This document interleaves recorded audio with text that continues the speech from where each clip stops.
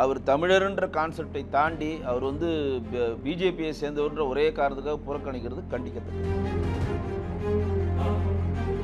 அவர் வந்து தமிழரா, இந்திக்காரரா, அவர் வந்து ஆர்எஸ்எஸ்காரரா, இந்தியரா, அதெல்லாம் தூக்கி ஓரம் வச்சிருங்க. அதெல்லாம் அவர் வந்து துணை ஜனாதிபதியாக பதவியேற்ற பிறகு தமிழ்நாட்டில் பிறந்த ஒரு இந்தியர், அப்படிதான் நீங்க பண்ணணும். ஒரு தமிழர்னை எதிர்த்து ஒரு தமிழனே ஓட்டு போடுறது வரலாற்று பிழை தானே. அப்துல் கலாம் அவர்களுக்கு நீ சப்போர்ட் பண்ண மாட்டேன், கலாம் என்பது கழகம் சொன்னது, திமுக சொன்னது, இன்னைக்கு வரையும் வரலாற்று பிழை சொல்லப்படுதுல. துணை ஜனாதிபதியா நம்ம வந்து சிபி ராதாகிருஷ்ணன் தேர்ந்தெடுக்க போறாருன்னா துணை ஜனாதிபதிக்கு சம்பளமே கிடையாது. இப்படி பிஜு பட்நாயக், நவி பட்நாயக் வந்து அன்றைக்கு வந்து தன்னுடைய அரசியல் காழ்ப்புணர்ச்சியெல்லாம் எடுத்துவிட்டு திரௌபதி முர்முக்கு எப்படி ஆதரவு கொடுத்தார்களோ அதே மாதிரி மாண்புமிகு முதலமைச்சர் மு.க. ஸ்டாலின் தன்னுடைய அரசியல் நிலைப்பாட்டை தகர்த்தி கொண்டு ஒரு தமிழருக்கு வந்து நம்ம கொடுக்கணும். ஏன்னா இது எல்லா டைம் கிடைக்காதுங்க. இது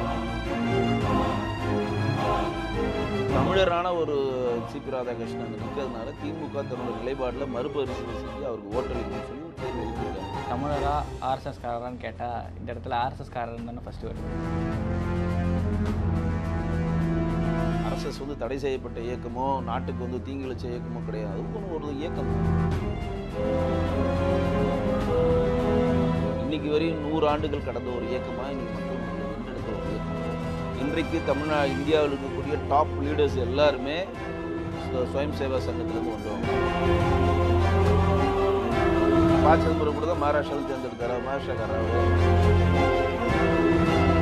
நிர்மலா சீதாராமன் வந்து தமிழர்களுக்காக என்னென்ன வேணுமோ எல்லா விஷயத்தையும் முன்னெடுக்கிறாங்க, முன்னுரிமை கொடுக்குறாங்க. அதே மாதிரி ஜெய்சங்கர் இலங்கை பிரச்சனைகளும் தமிழருக்காக முன்னெடுக்கிறார். பல பிரச்சனைகள் வெளியுறவுத்துறையில் தமிழர்களை முன்னிலைப்படுத்துகிறாங்க. தனக்கான பங்களிப்பை அந்த அதிகாரம் வரப்போ கண்டிப்பாக எல்லாரும் செய்வாங்க. இன்னைக்கு அப்துல் கலாமுடைய நினைவு மண்டலத்தை இன்னைக்கு தமிழக அரசிட்ட கொடுக்கலையே மத்திய அரசு, ராணுவத்தில் தான் கொடுத்துச்சு. அதை கட்ட சொல்லி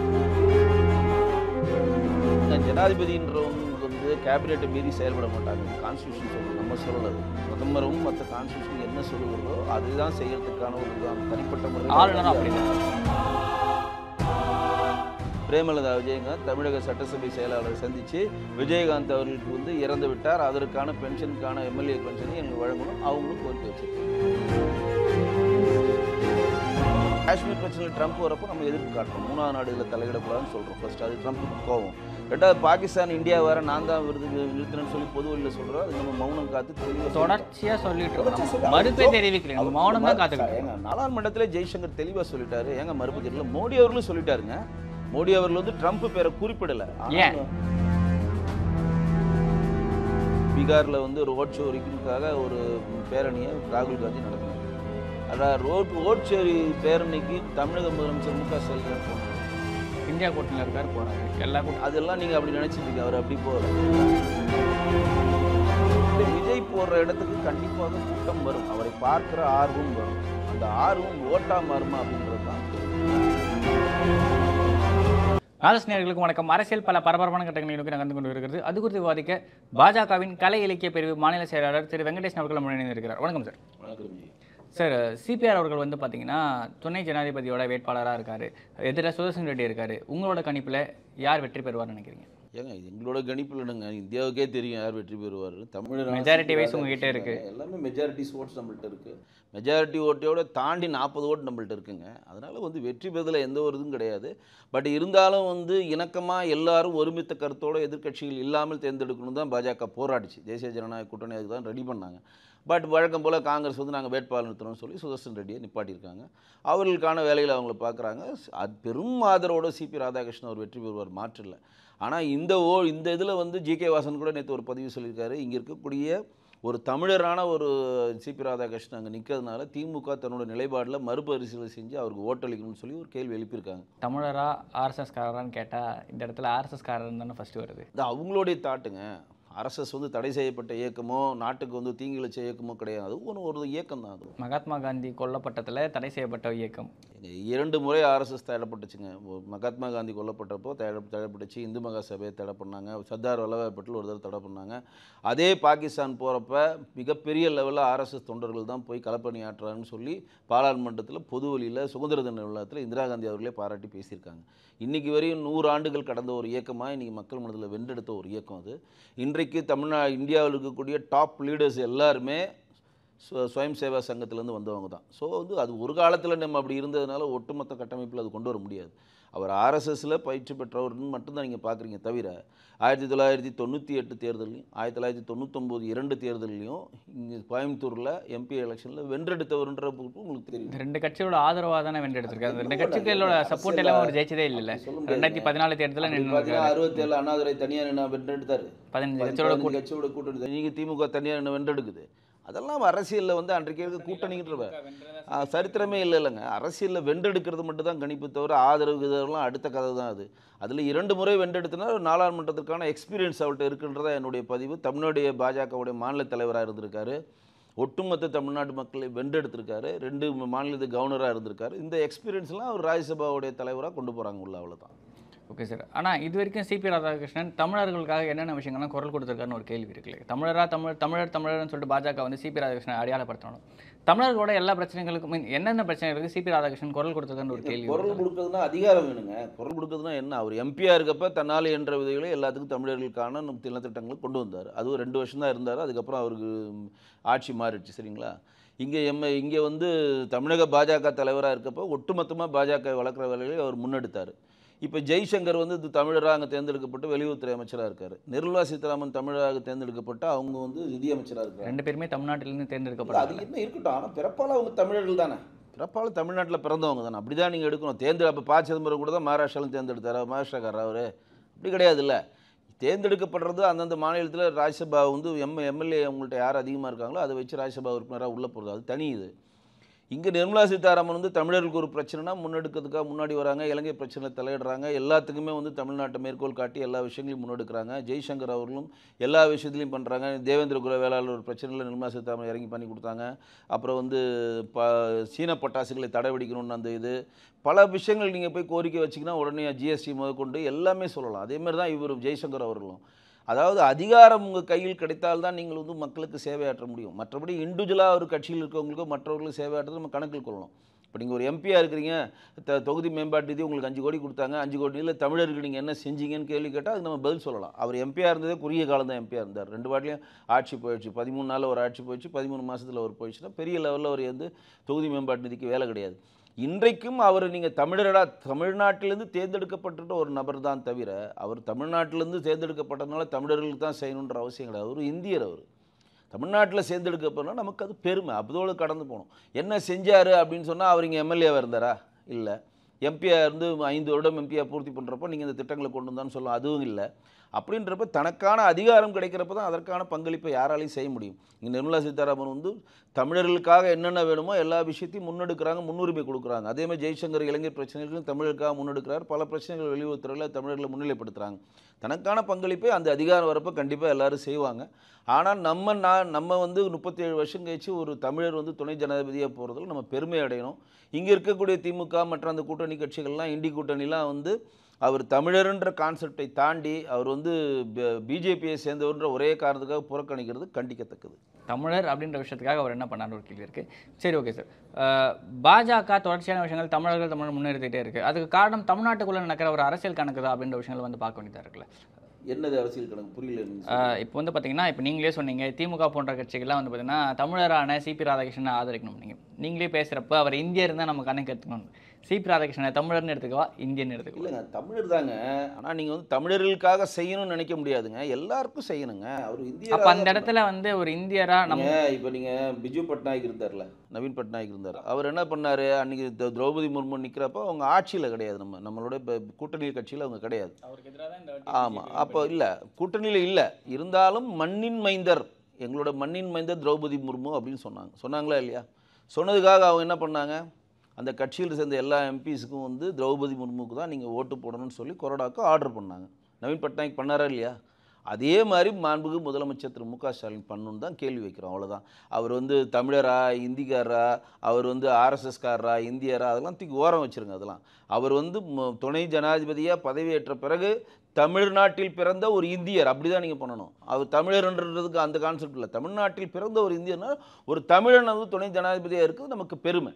இப்படி பிஜு பட்நாயக் நவீன் பட்நாயக் வந்து அன்றைக்கு வந்து தன்னுடைய அரசியல் காழ்ப்புணர்ச்சியெல்லாம் எடுத்து விட்டு திரௌபதி முர்முக்கு எப்படி ஆதரவு கொடுத்தார்களோ அதே மாதிரி மாண்புமிகு முதலமைச்சர் ஸ்டாலின் தன்னுடைய அரசியல் நிலைப்பாட்டை தகர்த்தி கொண்டு ஒரு தமிழருக்கு வந்து நம்ம கொடுக்கணும். ஏன்னா இது எல்லா டைம் கிடைக்காதுங்க. அது 37 வருஷம் கழிச்சு கிடைக்குதுல்ல, அந்த ஆப்பர்ச்சுனிட்டி உங்கள் பங்களிப்பு இருக்கும். அப்போ ஒரு தமிழரனை எதிர்த்து ஒரு தமிழனே ஓட்டு போடுறது வரலாற்று பிழை தானே.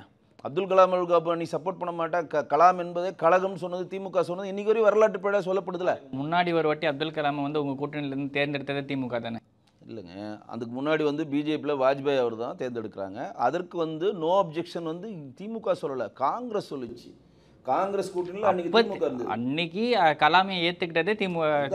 காங்கிரஸ் அன்னைக்கு ஏற்றுக்கிட்டதுனால இவங்க எதுவும் பண்ண முடியல. திருப்பி 2வது முறை வரப்ப கலாமை நம்ம வந்து முன்மொழியிறப்ப இவங்க வந்து கலாம் என்றால் கழகம் நாங்கள் சப்போர்ட் பண்ண மாட்டேன்னு திமுக சொன்னோன்னா அவரே என்ன சொல்லிட்டால் அப்துல் கலாம் ஐயாவே, ஒருமித்த கருத்தோடு போன முறை என்னை தேர்ந்தெடுத்த மாதிரி என்னை தேர்ந்தெடுத்தால் நான் நிற்கிறேன், இல்லை நிற்கலன்ட்டு அவர் நிற்காமே போயிட்டார்.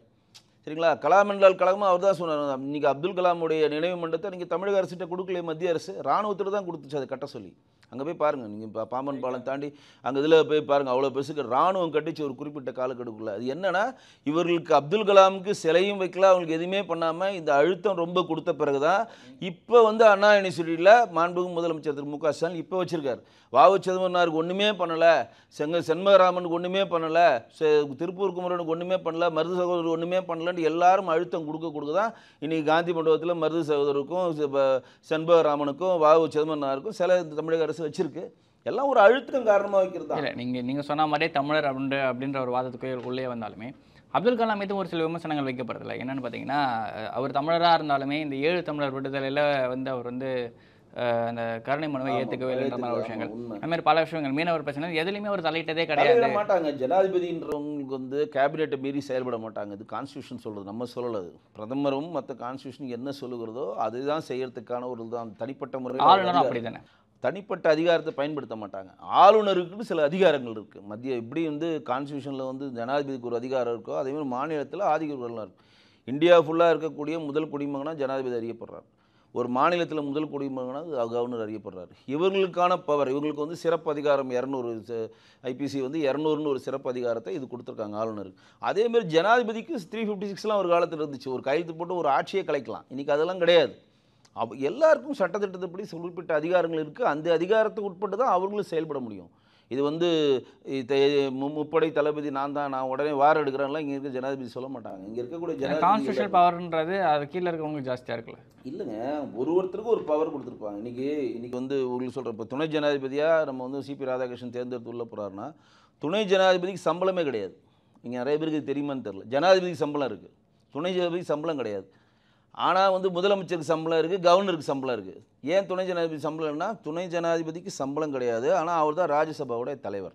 அந்த ராஜ்யசபா தலைவருக்கான சபாநாயகருக்கான சம்பளம் அவருக்கு வரும். அவருக்கு வந்து வீடு வழங்கப்படும், அவருக்கு நிலங்கள் வழங்கப்படும். அவர் ரிட்டையர் ஆகி போனோன்னா 2 லட்ச ரூபா பென்ஷன் தராங்க. அவருக்கு ஒரு உதவியாளர் கவர்மெண்ட் பங்களா வழங்கப்படும். ஆனால் அவருக்கு சம்பளம் கிடையாது. இது வந்து ஒவ்வொரு பதவிகளுக்கான சில கோட்பாட்டில் வச்சிருக்காங்க. கான்ஸ்டியூஷனில் அதுபடி தான் செயல்பட முடியும். Okay sir. ஏற்கனவே ஒருத்தர் இருந்தார், ஜெகதீப் தன்கர் அப்படின்னு சொல்லிட்டு வைஸ் பிரசிடென்ட்டாக ஒருத்தர் இருந்தார். பல விஷயங்கள் பேசிகிட்டு இருந்தார், பல விஷயங்கள் கோர்ட்டோட முரண்பட்டான விஷயங்கள்லாம் பேசிகிட்டு இருந்தார். எங்கே போனார் அவர்? காணவே எங்கே போனார் அவர்? இங்கே தான் இருக்கார். லேட்டஸ்ட்டாக கூட ராஜஸ்தானுக்கு போய் ஒரு மனு எழுதி கொடுத்துருக்காரு. எம்எல்ஏவோட பென்ஷன் எனக்கு நீங்கள் வந்து ரிட்டைன் பண்ணணும், நான் எம்எல்ஏ துணை கவர்னர் ஆனோன்னா எம்எல்ஏக்காக வழங்க பென்ஷனை ராஜஸ்தான் அரசாங்கம் நிறுத்திச்சு. அதுக்கப்புறம் துணை ஜனாதிபதி ஆனோன்னா சுத்தமாக எதுவுமே எனக்கு கிடைக்கல. நான் வந்து இப்போ துணை ஜனாதிபதியும் இல்லை, கவர்னரும் இல்லை, எம்எல்ஏக்கான பென்ஷன் தரணும் மனுவை கொடுத்து இப்போ இந்த பென்ஷனுக்கு ஓகே பண்ணியிருக்காங்க. துணை ஜனாதிபதியோட பென்ஷன் வரணும்ல அவருக்கு?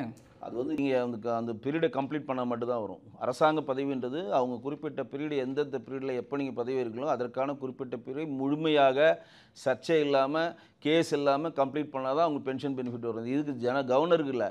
நீங்கள் சட்டசபை உறுப்பினர் ஆனாலும் 5 வருஷம் நீங்கள் கம்ப்ளீட் பண்ணணும். எந்த இதுலேயும் சட்டசபை மரபை மீறி நீங்கள் செயல்பட்டுருக்கக்கூடாது. உள்ள போராட்ட காலத்தில் வந்து உங்கள் பேர் மைனஸ் ஆகிருக்கக்கூடாது. நிறைய விதிமுறைகள்லாம் இருக்குது. அந்த விதிமுறைக்கு உட்பட்டு நீங்கள் சட்டசபையில் நடந்தால் மட்டும்தான் உங்களுக்கு பென்ஷன் கிடைக்கும். இன்றைக்கு வந்து ஜெகதீப் தங்கர் அவர்கள் வந்து ராஜஸ்தான் கவர்மெண்ட்டை போயிட்டு இப்போ நான் துணை ஜனாதிபதியும் இல்லை, கவர்னரும் இல்லை, எந்த பதவியும் இல்லை, எனக்கு நீங்கள் நிறுத்தி வச்சுருந்த எம்எல்ஏக்கான பென்ஷனை திருப்பி வழங்கணும்னு வேண்டியிருக்காங்க. அதேமாதிரி தமிழ்நாட்டில் பிரேமலதா விஜயகாந்த் தமிழக சட்டசபை செயலாளரை சந்தித்து விஜயகாந்த் அவர்களுக்கு வந்து இறந்து விட்டார், அதற்கான பென்ஷனுக்கான எம்எல்ஏ பென்ஷனை எங்களுக்கு வழங்கணும் அவங்களும் கோரிக்கை வச்சுருக்காங்க.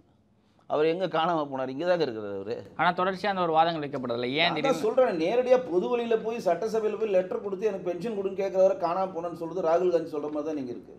ஒரு மிகப்பெரிய ஒரு மௌனம் இருக்குல்ல அவரோட விலகல். ஒரு மௌனமும் கிடையாதுங்க. விலகுன்றது அவங்களுடைய தனிப்பட்ட முடிவு. இது வந்து யார் பதவியை நம்ம இன்சிஸ்ட் பண்ணி ஏற்றினாலும் நான் பதவி விட்டு போகிறேன்னு சொல்கிறது அவங்க தனிப்பட்ட முடிவு. அது கேபினெட் ஒத்துக்கிட்டால் முடிஞ்சு போச்சு, அவ்வளோதான். அன்றைக்கி இருக்கக்கூடிய ஜனாதிபதி ஏற்றுக்கிட்டாங்க.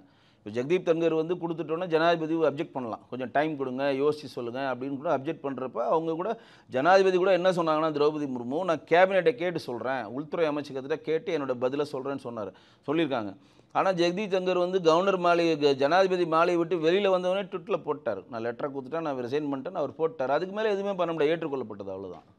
அது அவர் ஏன் பண்ணார், எதுக்கு பண்ணுறாரு, நீங்கள் அவரை தான் கேட்கணும், எங்ககிட்ட அதுக்கு பதில் கிடையாது. அவர் தான் பேச மாட்டாரு. அதுதான் நீங்கள் அவரை தான் கேட்கணும். மோடி அவர்களுக்கும் ட்ரம்ப் அவர்களுக்கும் என்ன பிரச்சனைன்னு ஒரு கேள்வி இருக்குல்ல. ஏன் அப்படின்னா தொடர்ச்சியாக வந்து பார்த்திங்கன்னா மோடி அவர்கள் வந்து ட்ரம்ப் அவர்களுக்கு மிகவும் ஆதரவான நிலைப்பாடு எடுத்திருந்தார். பாஜக, ஆர்எஸ்எஸ் உட்பட எல்லாருமே வந்து ஒரு ஆதரவான நிலைப்பாடு. திடீர்னு ஒரு நெகட்டிவான விஷயங்கள், ரெசிப்ரோக்கல் டேரிஃப், ரஷ்யன் ஆயில் சார்பான விஷயங்கள் நடந்துச்சு. இப்போ திருப்பி மோடி அவர்களும் ட்ரம்ப் அவர்களும் இணக்கமாக சுச்சுவேஷன் வந்திருக்கு. திருப்பி ஒருத்தர் மாற்றி பரஸ்பரம் வந்து நட்பு பாராட்டியிருக்காங்க. என்ன நடக்குது உலக அரசியல்? மோடி அவர்களும் ட்ரம்ப் அவர்களும் தனிப்பட்ட முறையில் மிகச்சிறந்த நண்பர்கள், அதில் எந்த ஒரு மாற்றம் இல்லை. தனிப்பட்ட முறையில் சொல்கிறேன். அஃபிஷியலாக வரப்போ மோடி அவர்களும் ட்ரம்ப்பும் ஒரே குறிக்கோளை நோக்கி நகர்றவங்க. என்ன அப்படின்னா, ட்ரம்ப்போடைய ஒட்டுமொத்த செயல்பாடும் தன்னுடைய நாடு முன்னேறணும், தன்னுடைய நாட்டு மக்கள் வேலை பெறணும், தன்னுடைய நாட்டில் இருக்கக்கூடிய குடிமக்கள் வந்து எந்த சிரமம் படக்கூடாது அப்படின்றது தான் அவருடைய குறிக்கோள். அதே தான் மோடிஜி அவர்களுக்கு கொடுக்கணும். தன்னுடைய நாடு முன்னேறணும், தன்னுடைய குடிமக்கள் வந்து எங்கேயும் போய் கஷ்டப்படக்கூடாது, நாம் பொருளாதாரத்தில் மேன்மை அடையணும், வல்லரசு நோக்கி நகரணும். இன்றைக்கி வந்து 11ஆவது இடத்துலேருந்து 5ஆவது இடத்துலேருந்து 4ஆவது இடத்துக்கு வந்திருக்கோம் உலக பொருளாதாரத்தில். ஜிடிபியில் இன்னும் 3ஆவது இடத்துக்கு வரப்போகிறோம். 1ஆவது இடத்துக்கு வரதுக்கான பல $1 ட்ரில்லியன் நோக்கி நகர்றோம். 2050 நகரத்துக்கான ஒரு கட்டமைப்பை நோக்கி தான் தேசிய ஜனநாயக கூட்டம் நகருது. இப்போ ட்ரம்ப் அவர்களுக்கு வந்து முனி ஆசிஃபை கூப்பிட்டு, பாகிஸ்தானுடைய தளபதி முனி ஆசிஃபை கூப்பிட்டு விருந்து வைக்கிறார். விருந்து வச்சுக்கிட்டே இருக்கப்போ மாண்புக்கு பிரதமர் அந்த சுற்றுப்பயணத்தில் இருக்கப்போ நீங்கள் வாங்க வெள்ளை மாளிகையில் வந்து சந்திக்கின்றப்ப நம்ம நேற்று வரை ஒரு எதிரி நாட்டோட சண்டை போட்டு அவரோட கை கொடுத்து அந்த விருந்தில் பங்கேற்ற சர்ச்சையாடு சொல்லி மோடி அவர்கள் போகல. அதுக்கு ட்ரம்ப்புக்கு ஒரு கோபம். ரெண்டாவது, முனி ஆசிஃபாக இருக்கட்டும், பக்கத்தில் இருக்கக்கூடிய ஆப்கானிஸ்தான் சேர்ந்தவங்களாகட்டும், இன்னும் 2-3 சின்ன சின்ன நாடுகள்லாம் அவங்களுக்கு யார் யார் சப்போர்ட் பண்ணுறாங்களோ, ஈரான்லேருந்து எல்லாருமே என்ன சொல்கிறாங்கன்னா, அடுத்த நோபல் பரிசு அமெரிக்கா இவர் தான் கொடுக்கணும், இவர் தான் கம்போடியாவுக்கும் தாய்லாந்துக்கான போரை நிப்பாட்டினார், ஈரானுக்கான போராட்டம் நிப்பாட்டினார், அமாஸ்காவுக்கும் இஸ்ரேலுக்காக போராட்டம் இவர் நிப்பாட்டினார். ஸோ இவருக்கு வந்து ஏன்னா இஸ்ரேல் பயங்கரமான சப்போர்ட் ஃபார் ட்ரம்ப். இஸ்ரேல் பிரதமராக அங்கே போய் என்ன சொல்கிறாரு, ட்ரம்ப்புக்காக நோபல் பரிசு கொடுக்கணுன்றார். அதே மாதிரி இவர் என்ன ட்ரம்ப் என்ன சொல்கிறார், காஷ்மீரில் பிரச்சனையை வந்து 1000 காலத்து பிரச்சனைன்னு சொல்லிட்டு ஒரு புடா விடுறாரு. அப்போ காஷ்மீர் பிரச்சனையில் ட்ரம்ப் வரப்போ நம்ம எதிர்ப்பு காட்டுறோம், 3ஆவது நாடு இதில் தலையிடக்கூடாதுன்னு சொல்கிறோம். ஃபர்ஸ்ட் அது ட்ரம்ப்புக்கு கோவம். ரெண்டாவது, பாகிஸ்தான் இந்தியா வேறு நான் தான் நிறுத்தினேன்னு சொல்லி பொது வழியில் சொல்கிறார். அதுக்கு நம்ம மௌனம் காத்து தெளிவாக தொடர்ச்சியாக சொல்லிட்டு இருக்கோம், மறுப்பே தெரிவிக்கல, நம்ம மௌனம் தான் காத்துக்கிட்டு. ஏங்க நாடாளுமன்றத்தில் ஜெய்சங்கர் தெளிவாக சொல்லிட்டாரு. ஏங்க மோடி அவர்களும் சொல்லிட்டாருங்க. மோடி அவர்கள் வந்து ட்ரம்ப் பேரை குறிப்பிடலை. ட்ரம்ப் தேவையில்லைங்க. ஏங்க ஒரு நல்லது தெரிஞ்சுங்க, ஒரு நாடு வந்து ஒரு நாட்டினுடைய தலைவரை வந்து சர்ச்சைக்கு முறையில் எங்கேயும் உச்சரிக்கக்கூடாது. ஏன்னா அந்த நாட்டில் நம்மளுடைய குடிமக்கள் அங்கே இருக்கிறாங்க. தயவுசெய்து இதை புரிஞ்சுக்கணும். இன்றைக்கி வந்து ட்ரம்ப் கூப்பிட்டு பெரும்பெரும் தொழிலதிபர்களை கூப்பிட்டு மீட்டிங் நடத்தினதில் 5 தொழிலதிபர்களில் 5 பெரிய சிஇஓவில் 3 பேர் இந்தியன்ஸு. யார்? சுந்தர் பிச்சை இருக்கார், கூகுளு, நாதலா மைக்ரோசாஃப்ட், அவர் இன்னொருத்தர், 3 பேர். மிச்சம் 2 பேர் தான் அவங்க நாட்டை சேர்ந்தவங்க. இது மட்டும் இல்லாமல் நம்ம க்ரீன் கார்டு ஹோல்டர்ஸோ நம்ம இந்தியாவில் இருக்கக்கூடிய செட்டிலானவங்க அமெரிக்காவில் நிறைய பேர் இருக்காங்க. எடுத்தவங்க கவுத்தவங்கலாம் டபால்லாம் அந்த மாதிரிலாம் யாரும் எதுவும் சொல்ல மாட்டாங்க. இது இந்த புரிதல் வேணும். ரெண்டாவது என்னன்னா, ஆனால் தொடர்ச்சியாக க்ரீன் கார்டுக்கோ H1B விசாக்கான விஷயங்கள் எல்லாம் ட்ரம்ப் இருக்கிட்டே வராங்க. அது இந்த பாருங்க, இப்போ நிறைய பேர் என்ன சொல்கிறாங்கன்னா, சட்ட ரீதியாக இல்லாமல் சட்டத்தை மீறிங்க குடியேறுவர்களுக்கு விலங்கு வைத்து ட்ரம்ப் இங்கே அமிச்சாரு அப்படின்னு சொல்கிறாங்க. குஜராத்தை சேர்ந்தவர் பல பேரை வந்து பார்த்தீங்கன்னா ஏற்றி அமைச்சு. இது இப்போ நம்ம என்ன சொல்கிறோன்னு புரிஞ்சுங்க. விலங்கிட்டு ஏன் அனுப்பணும் அப்படின்னா, அது அந்த நாட்டுடைய சட்டம், சட்ட ரீதியாக இல்லாமல் குடிமகனுக்கான ஒரு குறைந்தபட்ச ஒரு எப்படி சொல்கிறதுனா ஒரு ஹியூமனிடேரியன் கிரவுண்ட்ஸ்னு விஷயம் இருக்குமா, நம்ம கைதி அனுப்பல. நம்ம சொல்கிறது புரியுதுங்க. ஆனால் அந்த நாடு எப்படி நினைக்குதுன்னா, இப்போ மோடி அவர்கள் வந்து அந்த நாட்டோடைய சொக்கா பிடிச்சி கேட்கணும்னா, நீ லீகலாக அங்கே போயிருக்கணும். நீ இல்லீகலாக போன பிறகு நம்ம அந்த இடத்துல காலி. ஒரு நாட்டுடைய சட்டத்திட்டத்தை மீறி நீ இல்லீகலாக நுழைஞ்சிருக்குன்னா அந்த நாட்டுடைய சட்டத்திட்டத்தை நீ இப்போ நம்ம நாட்டிலே இப்போ யாருன்னா ஒரு இல்லீகலாக நுழைஞ்சாங்க, நம்ம அதுதானே பண்ணுவோம். நம்ம விலங்கிட்டெல்லாம் கூப்பிட்டு போகிறது நம்ம நாட்டுடைய சட்டங்க. நல்லா கேட்டுங்க. நம்ம நாடுக்கும் பாகிஸ்தானுக்கும் ஒரு சட்டம் வேறு, நம்ம நாடுக்கு பங்களாதேஷருக்குள்ள அண்டர்ஸ்டாண்டிங் வேறு. அவங்க வந்து சரி நீங்கள் இப்போ நான் சொல்கிறேன், இந்தியாவில் இருக்கக்கூடிய இந்தியர்களுக்கு மட்டும்தான் விலங்கிட்டு அவங்க அமிச்சாங்களா? பொலிவியாவுக்கு அனுப்பலையா? அவங்க கிரீஸ் பொலிவியாவும் இந்தியாவும் ஒண்ணா சார்? பொலிவியாவோட சைஸ் என்ன, பொலிவியோட பாப்புலேஷன் என்ன, இந்தியாவோட பாப்புலேஷன் அப்படி பண்றாங்கன்றதாங்க பதிவு. இப்போ இந்தியாவுக்கு மட்டும்தான் விலங்கிட்டு அமிச்சாங்கன்னு சொல்கிறோம், ஏற்றுப்பேன். எல்லா நாடுக்கு பாகிஸ்தானுக்கு அனுப்புறதா இருந்தாலும் பொலிவியா அனுப்புறாங்க, யாருக்கு அனுப்பு, ஆப்கானிஸ்தானுக்கு அனுப்புறதாலும் விலங்கிட்டு அனுப்புகிறாங்க. நம்ம இங்கேருந்து ஈஸியாக சொல்லிடுறோம், இங்கே ட்ரம்ப் இதை கேட்காம ட்ரம்ப்கிட்ட வந்து மோடிஜி அவர்கள் பேசலை கேட்கலன்னு. நம்ம மோடிஜி அவர்களும் ட்ரம்ப்ல அவர்களுக்கும் நம்ம என்ன சொல்கிறோன்னா, நாங்கள் விமானம் அனுப்புகிறோம், நல்லா கேட்டுங்க, நாங்கள் இங்கேருந்து விமானம் அனுப்புகிறோம், எங்கள் ராணுவ விமானம், அதில் நீங்கள் அமுச்சு வைன்றோம். அது கூட அவங்க ஏற்றுக்கல. நீங்கள் இடையில மாற்றிக்கலாம், ஏதோ நீங்கள் இது கூதல் பண்ணிட்டீங்க, எங்களுக்கு ஒத்துக்க மாட்டோம், நாங்களே அனுப்புகிறோம்னு சொல்லி அனுப்புகிறாங்க. அந்த நாட்டோடைய சட்டங்க அது. நீங்கள் லீகலாக போயிட்டு அங்கே ஒரு தமிழருக்கோ ஒரு இந்தியருக்கோ ஒரு பிரச்சனைனா மோடிஜி கேட்கலன்னா நீங்கள் கேள்வி. இங்கேருந்து ஏன் அவ்வளோ பேர் இல்லீகலாக வெளில போனாங்க? இங்கேருந்து வெளில போனவங்களாம் ஏன் இந்தியனோட டிஃபென்ஸ் வந்து டார்கெட் மானிட்டர் பண்ணலைன்ற ஒரு கேள்வி இருக்குது. இவ்வளோ பேர் வெளியே போகிறதுக்கான தேவை. இப்போ ஒரு நாட்டிலேருந்து வெளியே போகிறாங்க, ஸ்ரீலங்கா மாதிரி ஒரு நாடோ இல்லை பங்களாதேஷ் மாதிரி ஒரு நாடோ வெளியே போகிறாங்கன்னா பஞ்சம், பசி, பட்னி, உள்நாட்டு போகிறது மாதிரி பல விஷயங்கள் காரணமாக இருக்கலாம். எதுவுமே இல்லை, இந்தியா வந்து அமைதி பூமியாக இருக்குன்னு சொல்லிட்டு தொடர்ச்சியாக பிஜேபி சொல்லிட்டு இருக்கு. அப்போ இவ்வளோ பேர் வெளியே போகிறதுக்கான காரணம் என்ன, தேவை என்ன ஏற்படுதுன்னு ஒரு விஷயம். போனவங்கள ஒரு 70 to 80% பிஜேபி பீரியடில் போனவங்க கிடையாது. ஃபஸ்ட்டு தெரிஞ்சுங்க. ரெண்டாவது என்னென்னா, அப்படியே பிஜேபி பீரியடில் போனாலும் பிஜேபி அதை என்கரேஜ் பண்ணல, தேசிய ஜனநாயக கூட்டம் என்கரேஜ் பண்ணல. நம்ம நாட்டை விட்டு அங்கே போய் சம்பாதிக்கணும்னு இல்லீகலாக ஒருத்தர் போகணுன்றது ஏன் போனான்றது மெஜாரிட்டேரியன் வந்து பார்த்தீங்கன்னா குஜராத், ராஜஸ்தான், பஞ்சாப் இந்த மாதிரி பஞ்சாப்ல வந்து இறக்கிருக்காங்க. இறக்குனதுல குஜராத் ஆளுங்க தானே இருக்காங்க. நீங்கள் நிறைய பஞ்சாபிஸ் இருக்காங்க, நீங்கள் நினைக்க மாதிரில.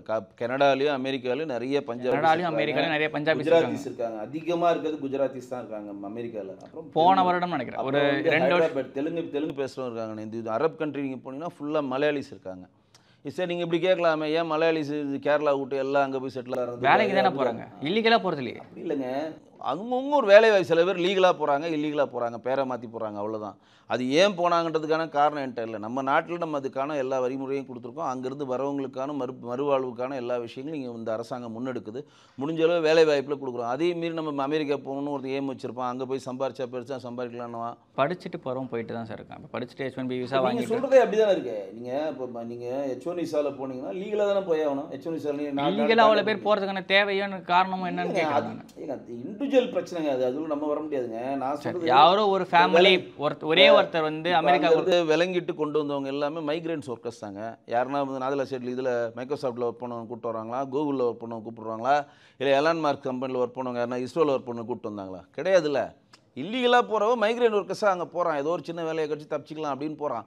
அப்போ லீகலாக அது போக முடியாதனால அந்த இதை கைப்பற்றுறான். அதுக்கு வந்து அவங்க அனுமதிக்கல. ஏன் அவங்க அனுமதிக்கலைன்னா, அமெரிக்கா இந்த மாதிரி இல்லீகலாக யார் யார் குடியிருக்காங்களோ கிரீஸ் நாட்டிலேருந்து, இந்தியாவிலேருந்து, பொலிவியாவிலேருந்து, பாகிஸ்தான்லேருந்து இவங்களாம் வந்து இங்கே ஆக்குபை பண்ணுறதுனால நம்ம நாட்டோடைய ஜிடிபி குறையுது, பொருளாதாரம் பாதிக்கப்படுது, நம்ம நாட்டோடைய முன்னேற்றம் தடைபடுது, நம்ம நாட்டு மக்களுக்கு உணவு கிடைக்கல. அப்போ எல்லாரையும் நான் அனுப்புன்றது தான் அவங்க கான்செப்ட். அந்த கான்செப்டில் நீங்கள் தப்பு அப்படின்றப்ப அவர் லீகலைஸ் பண்ணுறான். 50 லட்சம் 60 லட்சத்தை கட்டு, நீ இங்கே இரு, உனக்கு க்ரீன் கார்டு தரேன்னு ஒவ்வொருத்தரும் லீகலைஸ் பண்ணுறான். கட்டிப்போங்க, யார் வேணானதுங்களா? இதே மாதிரி ஒரு கான்செப்ட் தான் சீமான் போன்றவர்களும் தொடர்ச்சியாக வைக்கிறாங்க. வட மாநிலத்தோட ஆதிக்கம் வந்து ஜாஸ்தியாக இருக்குது, அவங்க வரக்கூடாது, அவங்க வரதுனால எங்கள் உள்ளூரில் வந்து என்ன வேலை வாய்ப்பு வந்து பாதிக்கப்படுது அப்படின்ற மாதிரி விஷயம் தொடர்ச்சியாக வைக்கிறாங்க. அங்கே சொல்கிறப்போ வந்து இது பிஜேபி ஏற்றுக்குது, சரி ஆமான்னு சரின்னு சொல்லிட்டு உள்ளே கூட்டு வந்துருது. இதே வந்து ஸ்டேட் வைஸ் வந்து அதை பேசுகிறப்ப ஏன் நெகட்டிவாக பார்க்குறது? யாரும் நெகட்டிவாக பார்க்கலைங்க. வட மாநிலம் நீங்கள் ஒரு கேள்வி உங்களுக்கு வைக்கிறேன். இன்றைக்கி வந்து பீகாரில் வந்து ரோட் ஷோ இருக்குன்னுக்காக ஒரு பேரணியை ராகுல் காந்தி நடத்தினார். ஓட்சேரி பேரணிக்கு தமிழக முதலமைச்சர் மு க ஸ்டாலின் ஏன் போனார்? இந்தியா கூட்டணியில் இருக்கார், போகிறாரு. எல்லா அதெல்லாம் நீங்கள் அப்படி நினச்சிட்டு இருக்கீங்க. அவர் அப்படி போகல. இங்கே வந்து வடமாநில தொழிலாளர்கள் 7 to 8 லட்சம் பேர் இருக்கிறாங்க. புதிய வாக்காளர் புதிய திருத்த சட்டத்தில் என்ன சொல்கிறாங்கன்னா, அந்தந்த மாநிலத்தில் யார் யார் இருக்காங்களோ அவங்கவுங்க வாக்காளர் லிஸ்ட்டில் சேர்த்துக்கலாம். இங்கே எப்படி பீகாரில் வந்து புதிய வாக்காளர் திருத்த பட்டியல் கொண்டு வந்தோமோ 2003 அப்புறம் ஆவணம் இந்தியா ஃபுல்லாக கொண்டு வரதுக்கு இந்தியா ஃபுல்லாக கொண்டு வரப்ப இங்கே பீகாரை சேர்ந்தவர்களும் ஒரு 2 லட்சம் பேர் 3 லட்சம் பேர் இருக்காங்கன்னு வச்சுங்க. ஒரு எக்ஸாம்பிள், கரெக்டான டேட்டா கிடையாது. அப்படி இருக்கிறப்ப நாங்களும் உங்கள் முகம்தான், நாங்களும் உங்கள் தலைவர் தேஜஸ்வி யாதவோட இருக்கேன், நானும் ராகுல் காந்தியோட இருக்கேன், நானும் பீகாரியோட இருக்கிறேன்றக்கா இங்கே கட்டமைப்பு உருவாக்கணுன்றதுக்காக ஒரு அடிக்கோலுக்காக தான் மாண்பு முதலமைச்சர் போனார். நேரடியாக சொல்லுங்கள், பீகாரிகள் ஓட்டு வாங்குறதுக்காக ஸ்டாலின் அதாங்க வரும். இப்போ தேர்தல் கமிஷன் தெளிவாக சொல்லிடுச்சுல, புதிய வாக்காளர் திருத்தப்பட்டுல தேர்தல் கமிஷன் தெளிவாக சொல்லிடுச்சு. அந்தந்த ஏரியாவில் யார் யார் வசிக்கிறீங்களோ அங்கே 7 லட்சம் ஓட்டு போச்சுன்னா இங்கே 7 லட்சம் ஏறும், இங்கே 7 லட்சம் ஓட்டு போச்சுன்னா அங்கே 5 லட்சம் ஏறும். நம்ம தமிழ்நாட்டை சேர்ந்தவங்களும் பீகாரில் இருப்பாங்களே. நீங்கள் மும்பையில் நம்ம புதுக்கோட்டை கரும்பக்குடியை சேர்ந்த கேப்டன் தமிழ்ச்செல்வன் வென்றெடுத்தார், 2 வாட்டி வென்றெடுத்தாரா இல்லையா பிஜேபி சார்பா? அங்கே போய் எம்எல்ஏ ஆயிருக்காங்கல்ல. இந்த இந்திய நாட்டுக்குள்ளே யார் எங்கே வேணால் போய் வேலை செய்யலாங்க. சும்மா இனம் பாகுபாடுலாம் சும்மா நீங்கள் சொல்லிக்கிறது தான். அப்படி பார்த்தீங்கன்னா தமிழ்நாட்டில் 36 மினிஸ்டர்ஸ் இருக்குல்ல, 13 மினிஸ்டர்ஸ் வந்து மாற்று மொழி பேசுகிற மினிஸ்டர்ஸ் தான் இருக்கிறாங்க. சீமான் என்ன அதனால் தமிழ்நாட்டில் வாழாமல் வெளியே போயிட்டாரா? அவர் மனைவியே மாற்று மதத்தை சேர்ந்தவங்க தான், மாற்று இனத்தை மொழி பேசுகிறவங்க தான், அதனால் வாழாமல் போயிட்டாரா? சும்மா இங்கே ஒன்றும் இருங்க. நம்ம ஒரு காலத்தில் வந்து சென்னை பிரீமியர்னு இருக்கிறப்ப நம்ம சென்னையில் ஆரம்பித்து ஹைதராபாத் ஆரம்பித்து கர்நாடகா ஒடிசா வரையும் நம்மக்கிட்ட இருந்துச்சு. ஒடிசா வரையும் நம்ம கண்ட்ரோல் இருந்துச்சு ஒரு காலத்தில். சென்னை பிரீமியர் அது பேர் அப்போ சென்னை ராஜதானின்னு வச்சுருப்பாங்க. அப்போ பிரசிடென்சியில் ஒருத்தர் தான் முதலமைச்சர். அவர் பேர் பிரசிடென்ட்ஸ் தான். அவர் பேர் முதலமைச்சர் கிடையாது, பிரீமியர் நினைக்கிற அவர் பேர், பிரீமியர் அவர் பேர். அவர் தான் ஆளுவார். அப்போ எல்லாருமே அங்கங்கே மாறி மாறி வந்தவங்க தான். இன்றைக்கி நீங்கள் தஞ்சாவூர் எடுத்துங்க, மராட்டியர் ஆண்டிருக்காங்க, சௌராஷ்டிரஸ் ஆண்டிருக்காங்க, நாயக்கமார் ஆண்டிருக்காங்க, சோழன் ஆண்டிருக்காங்க. மராத்தியோட ஒரு கோயிலே பல மதத்தை சேர்ந்தவங்க கட்டியிருக்காங்க. தஞ்சை பெரிய கோயில் நம்ம ராஜராஜன் தான் கட்டணும் சொல்கிறோம். அதில் மராட்டியர் பங்கு இருக்குது, நாயக்கமார் பங்கு இருக்குது, எல்லாருடைய பங்கு இருக்குங்க. அதில் ஊறி போய் முடிஞ்சிருச்சுங்க. இப்போ வந்துட்டு இங்கே இதுதான் சொல்கிறது அது எடுபடாது. இது அவருக்கே தெரியும். இன்றைக்கு சீமான் அவர்கள் எக்காலத்திலும் தமிழ்நாட்டில் வென்றெடுக்க முடியாது. ஏன்னா இன்றைக்கு வந்து தமிழ்நாட்டில் 8 கோடி பேர் இருக்கிறாங்கன்னா கிட்டத்தட்ட மாற்று மொழி பேசுகிறவர் 2லேருந்து 3 கோடி பேர் இருக்கான். அவனுடைய ஓட்டு ஒன்று தான் நீங்கள் வென்றெடுக்க முடியும். நம்ம தமிழ்நாட்டு முதலமைச்சர் பூர்வீகத்தை ஆறானவே மாற்று மொழி தானே சொல்கிறாங்க. நம்ம முதலமைச்சருடைய பூர்வீகத்தை போனால் தட்சிணாமூர்த்தி அவர்கள் கருணாநிதின்ற பேர் வச்சுருக்க பூர்வீகம் வந்து ஆந்திராலேருந்து வந்தவங்க, கொங்கக்கோல்லேருந்து வந்தவங்கன்னு சொல்கிறாங்க. அது எந்தளவு உண்மைலாம் நமக்கு தெரியாது. ஆனால் இங்கே நீ தமிழ்நாட்டு முதலமைச்சர் லிஸ்ட்டை எடுங்க. முதலான ஓமசாமி ரெட்டி, ஓமந்தூர் ராமசாமி ரெட்டி, இது குமாரராஜா இருந்தார், அவரு தெலுங்கு பேசுகிறவர் தான். அதுக்கு முன்னாடி பிரகாசம் இருந்தார். இப்படி லிஸ்ட் எடுத்துகிட்டே வாங்க. இப்போ எல்லாம் ஒன்று தானே தெரியும் சொல்கிறேன். இப்போ ஜெயலலிதா இருந்தாங்க, அவங்க தமிழர், அவங்க கர்நாடகத்துக்கு ஸ்ரீரங்கத்தை சேர்ந்தவங்க, பிறந்தவங்க கர்நாடகத்தில் பிறந்தாங்க, மைசூரில் பிறந்தாங்க. அவங்க எம்ஜிஆர் அவர்கள் வந்து மலையாளி, கண்டியில் பிறந்தார். அந்த எம்ஜிஆர் அந்த எம்ன்றதே மலையாள கண்டியில் பிறந்தவர். அவர் இலங்கையில் பிறந்தவர், வேற ஒரு நாட்டில் பிறந்தவர். தமிழ்நாடோட முதலமைச்சரானார். இங்கே மக்கள் மனதை நீங்கள் வென்றெடுக்கணும், அவ்வளோதான். தவிர நீங்கள் இந்த மொழியிலேருந்து தமிழர்களை பொறுத்தவரை ஒரு விஷயம் தெரியும். இந்த மொழி பேசுகிறீங்க, இந்த மண்ணில் பிறந்தீங்க, அதெல்லாம் கிடையாது. உங்களை பிடிச்சிருந்தா உங்களை கொண்டாடுவாங்க, பிடிக்கலையா தூக்கி போட்டுருவாங்க, அவ்வளோதான். விஜயோடைய சுற்றுப்பயணத்தை பாஜக எப்படி பார்க்குது? இல்லை, விஜய் இன்னும் சுற்றுப்பயணத்தை ஆரம்பிக்கல. 13ஆம் தேதி தான் ஆரம்பிக்க, அரியலூர்லேருந்து ஆரம்பிக்கிறேன்றாங்க. அவங்க ஒய்ஃப் வேறு வந்திருக்காங்க ஊர்லேருந்து, லண்டன்லேருந்து. ஒரு வேளை அவங்க சுற்றுப்பயணத்துக்கு உதவி செய்ய ஆரம்பிக்கிறாங்களான்னு தெரில. இதுக்கிடையில் திரிஷா கூப்பிட்டு ஒரு கோல் போட்டிருக்காங்க நேற்று. விஜய் வந்து எல்லா தகுதியும் பிடித்தவர், அவருக்கு வந்து மிகப்பெரிய ஒரு அதிகாரம், அவர் தான் தமிழ்நாட்டுடைய எதிர்கால தீர்மானத்துக்கான எல்லா சக்தி இருக்குன்னு சொல்லி ஒரு போட்டிருக்காங்க. இது வந்து சங்கீதா திரிஷா சண்டே நோக்கி நகருமா இல்லை விஜய் பிரச்சாரம் போகிறான்னு எனக்கு தெரியல. ஏன்னா இது இவங்க வரத்துக்கும் அவங்க அறிக்கை கொடுத்துக்கும் ஒரு கோஇன்சிடெண்ட்டாக நம்மளால் கணிக்க முடியல. என்ன நடக்குதுன்னு பொறுத்திருந்து பார்ப்போம். இப்போ நான் வந்து என்ன நினைக்கிறேன்னா, நான் போகிற இடம்லாம் கூட்டமாக வருது, தூய்மை பணியாளர்களுக்கு போனால் கூட்டம் வந்துடும், நான் எல்லாரையும் கூட்டம் வச்சு பேசுவேன். அரசு பணியாளர் ஜாக்டோஜி அமைப்பிட்டு நாங்கள் போய் அங்கே பேசினா கூட்டம் வந்துடும், ஜாக்டோஜி சேர்த்து 10 பேர் வா வீட்டில் வச்சு பேசலாம், தூய்மை பணியாளர்லாம் மூஞ்செல்லாம் கை காலெல்லாம் கழுவிட்டு வாங்க பனையூரில் வந்து பேசுங்க, உங்கள் பிரச்சனையை சொல்லுங்கன்ட்டு ஒவ்வொருத்தரையாக கூப்பிட்டு இதெல்லாம் வரையும் கூட்டத்தை பண்ணிட்டு இருந்த விஜய் அவர்கள் அவருடைய மதுரை கூட்டத்தில் கிரீஸை தடவி 10 அடிக்கு மேலே தாவி குதிச்ச ஜம்பிங்கெல்லாம் நிறைய பேர் இருந்தானுங்க, பார்த்துருப்பீங்க நீங்கள். அவனுங்களாம் எனக்கு தெரிஞ்சு ஒலிம்பிக்கில் சேர்க்கணும். 10 அடியை தாண்டி கிரீஸை தாண்டி சட்டையில் கிரீஸை தடவி ஜம்ப் பண்ணி கிட்ட போகிறான்னா அவங்களாம் ஒலிம்பிக்கில் சேர்க்க வேண்டிய உயரம் தாண்டுதல் போட்டி தான் அவங்களாம் சேர்க்கணும் எனக்கு தெரிஞ்சு. அந்த மாதிரிலாம் வந்து பாதுகாப்புலாம் வச்சுருந்து இசட் பிரிவு பாதுகாப்பில் இருக்கக்கூடிய அவர், ஒய் பிரிவில் இருக்கக்கூடிய அவர் பவுன்சர்ஸ் ஒய் பிரிவு பாதுகாப்பு அதிகாரிகள் முன்னாடி வரும்போது பவுன்சரை வச்சு தூக்கி போடுறான். அவன் தூக்கி இந்த கார்ட்டூன் படத்தில் வர மாதிரி தூக்கி போடுறான் ஒவ்வொருத்தனையும் கிட்ட வரப்போ. இப்போ இந்த கூட்டத்தை எப்படி பண்ணுவாருன்னு எனக்கு தெரியல. இதனால் வரை என்ன சொன்னார், கூட்டம் சேர்ந்துடும், நாங்கள் வந்தால் சட்டம் ஒழுங்கு பிரச்சனை வந்துடும், நான் அந்த இடத்துக்கு போனால் பெரும் கூட்டம் சேர்ந்து சட்டம் ஒழுங்கு பிரச்சனை. இப்போ அரியலூரில் வரப்போ அவர் என்ன பண்ணுவார், ஒரு இடத்துல உட்காந்துட்டு எல்லோரும் வாங்கன்னு சொல்லி பேசுவாரா? அப்போ போய் தானே ஆகணும். இதை தான் நாங்கள் மண்ணிலேருந்து சொல்லிகிட்டு இருக்கோம். பாப்பா என்ன நடக்குதுன்னு. Okay sir. ஆனால் இது பாஜகவுக்கு வந்து ஒரு மிகப்பெரிய ஒரு சவாலாக இருக்கும்ல. ஏன் அப்படின்னா, இப்போ சமீபத்தில் உங்கள் கட்சியை சேர்ந்த அண்ணாமலை அவர்கள் ஒரு மிகப்பெரிய நடைப்பயணம் நடத்திருந்தார், எண்மண் எண்மக்கள் அப்படின்னு சொல்லிட்டு. அதன் தொடர்ச்சியாக எடப்பாடி அவர்கள் இப்போ போயிட்டு இருக்காரு, மக்களை காப்போம் தமிழகத்தை மீட்போம்ட்டு. அன்புமணியும் ஒரு பக்கம் போயிட்டு இருக்காரு. அன்புமணி பெருசாக தெரியலனாலும் ஒரு பக்கம் போயிட்டு இருக்காங்க. இவரும் போட்டோம், அவங்க போய் மக்களை செஞ்சாங்க, மக்களுடைய பல்ஸ். ஆனால் விஜயோடைய ஓட்டு வந்து பாஜகவுக்கு எதிரான வாக்கு பாஜக கிடையாதுங்க. நம்ம ஓட்டை சந்திக்கிறன்றது நான் அவங்களோட இணக்கமாக இருக்கேன், மக்களை சந்திக்கிறன்றது நடைபெறுன்றது நான் அவங்களோட இணக்கமாக இருக்கிறேன். ரெண்டாவது வந்து விஜய் போன்ற ஆட்கள்லாம் கண்டிப்பாக வந்து நடைபயணம் போகணும் எனக்கு தெரிஞ்சு. ஏன்னா விஜய் இதுவரையும் கேரவனை விட்டும் சினிமா கோட்டையை விட்டும் வெளியில் வராது. இப்போ ஒரு பெரிய கேரவன் மாதிரி தான் ஒரு பஸ் ஒன்று ரெடி பண்ணியிருக்காரு. அண்ணாமலையோட இன்ஃப்ளூயன்ஸாக இருக்குமா அப்படின்னு ஒரு கேள்வி இருக்குல்ல. கிரவுண்டுக்குள்ளே வரணும் அவர். நான் சொல்கிறேன், கிரவுண்டுக்குள்ளே வந்து மக்களை சந்திச்சா தான் ரியாலிட்டி தெரியும். இப்போ நல்லா கேளுங்க, நீங்கள் ஒரு இடத்துல நிற்கிறீங்க, என்ன என் மூஞ்ச பார்க்கறதுக்கு எல்லாரும் வாங்க 38 மாவட்டத்துலையும் சொல்கிறீங்க, 38 மாவட்டத்துலையும் வண்டியை வச்சுட்டு காசு செலவு பண்ணிட்டு எல்லாம் வந்து ஜோசப் விஜய்னு சொல்லி எல்லாம் கை கட்டுறாங்க. நீங்கள் என்ன சொல்கிறீங்க, நான் பெரிய கூட்டத்தை கூட்டிட்டேன், நான் குவார்டர் இல்லாமல் பிரியாணி இல்லாமல் கூட்டிட்டேன் அப்படின்னு சொல்கிறீங்க. ஏற்கனவே மதுரையில் நம்ம அப்படி பண்ணியிருக்கோம். மதுரை முருகர் மாநாட்டில் 6 லட்சம் பேர் கூட்டணும், 3 நாள் நடந்தது, டிசிப்ளினாக நடந்தது. ஸோ கூட்டத்தை கூட்டுறது வந்து பெரிய விஷயம் கிடையாது. ஆனால் இப்போ எப்படின்னா, நான் ஒரு இடத்துக்கு வரப்போகிறேன் அப்படின்னு சொல்கிறப்ப அங்கே இருக்கக்கூடிய மாவட்ட தலைவரோட ரெஸ்பான்சிபிலிட்டி ஆகிடுவாங்க. அவன் என்ன நினைப்பான், இப்போ அரியலூரில் வந்து இப்போ 50,000 பேர் கூட்டிட்டாங்க அப்படின்னா, அடுத்து அரியலூரை தாண்டி பெரவலூர் வராருன்னு வச்சுக்கோங்க. அப்போ அந்த மாவட்டத்தில் இருக்க என்ன ப்ரெஷர்னா, அங்கே 50,000 தாண்டிட்டாங்க, நம்ம உள்ள 60,000 காட்டி ஆகணும், இல்லாட்டி நமக்கு பிரச்சனை ஆகிடும்னு சொல்லிட்டு அவன் இறங்கி வேலை செய்வான். அவன் இறங்கி கூட்டத்தை கூட்டுவான். ஏன்னா அடுத்த எம்எல்ஏ நம்ம தானே ஊரில் சொல்லிட்டு திரிவான். அவன் அப்போ இறங்கி வேலை செய்வான். இந்த மாதிரி கூடுற கூட்டத்தை அங்கே இருக்கிறவங்களை வந்து பூம் பண்ணி வர்றது ஒரு கண்டென்ட்டு. ரெண்டாவது, விஜய் வந்து இன்றைக்கி கரண்ட் ஸ்டார். ஜனநாயகன் படம் இன்னும் ரிலீஸ் ஆகலை. இன்றைக்கி வரையும் அவர் வந்து தவிர்க்க முடியாத தமிழ் சினிமாவில் ஒரு உச்ச நட்சத்திரம். உச்ச நட்சத்திரம் பார்க்குறதுக்கு எல்லாரும் விரும்புவாங்க. இதில் ஒன்றும் தவறு இல்லையே. இப்போ நீங்களே போகிறீங்க, விஜய் இப்படி கிராஸ் பண்ணி போகிறாருன்னா அப்படின்னு மூஞ்சி திருப்பிட்டா போவீங்க.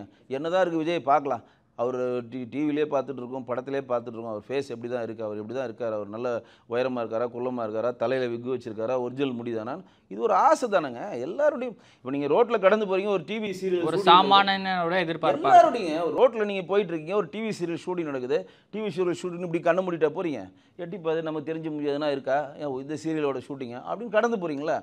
அந்த மாதிரி விஜய் போடுற இடத்துக்கு கண்டிப்பாக கூட்டம் வரும், அவரை பார்க்குற ஆர்வம் வரும். அந்த ஆர்வம் ஓட்டா மாறுமா அப்படின்றது தான் கேள்விக்குறி. இவ்வளோ நேரம் உங்களை பொண்ணாக எனக்கு தேங்க்யூ.